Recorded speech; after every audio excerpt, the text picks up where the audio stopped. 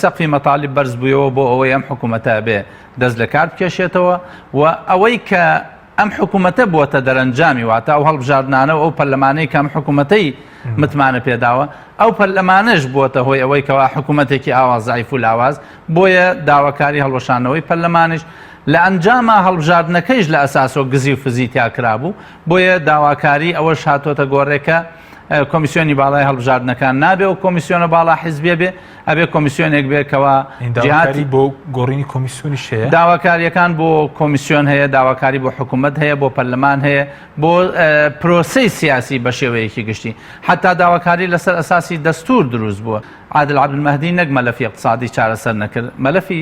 اقتصادی زیاتر ئاڵۆزتر کرد لە کاتێکە عادل عەبدولمەهدی پیاوێکی بەتوانایە لەو مەجالە بەڵام بەداخەوە کاتێک هات بوو بە سەرۆکی ئەنجومەنی وەزیران تەنها بوو بە غیتاءێک بۆ دابشکردنی ئەو غەنائیمانەی کە لەناو عێراقا هەیە لە ئێستادا 6 تریلیۆن دیناریەوەی عێراق بۆ دابینکردنی موچەی هاوڵاتیەکانی ئەگەر عێراق داهاتی هەبێ هەموو داهاتەکەی عێراق لە 80 تا 90 تریلیۆن تێناپەڕێ ئەگەر 6 تریلیۆنی بدرێ بە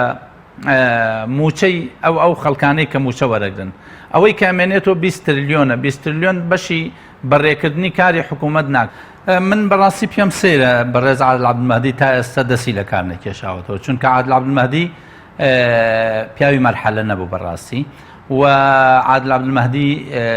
یەکێک بوو لە سومبولەکان کە سمبولێکی سیاسی جوان بوو لە ناو عێراقدا بەڵام لە ئەم حکوومەتە بوو بە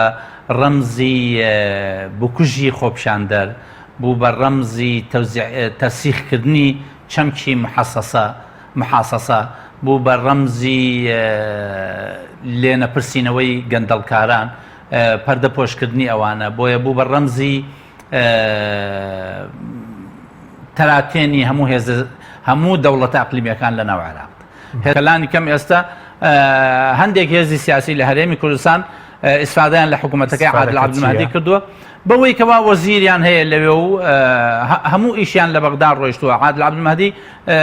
لەوانەیە 2000 بێتە قوربانی نێوان عامری و کورد و تەیاری سەدری بۆ کە سەیری منهاج وەزاریەکە ئەەکەی شتێکی زۆر جوانە لانی کەم ئەبوایە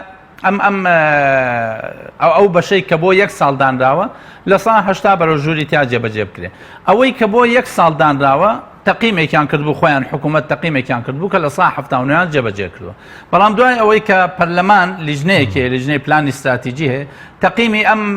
منهاج وەزاری جێبەجێکردنی منهاج وەزاریەکەی کرد و یەکێک لە حیزبە معارزەکان کە ڕەوتی حیکمەیە تەقیمی ئەمایان کرد نەخێر 79 نییە با بڵێن تەیاری حیکماڵێ لە ساڵ 39 تەنفیز کراوە ئەوەی پەرلەمان ژەڵێ لە ساڵ 36 ئەوەی بۆ ساڵێک جێبەجێ کراوە بە دڵنیاییوە کاریگەری لەسەر توێژەکان دروست کردو و توێژەکان لە ئێستا داوەساون چونکە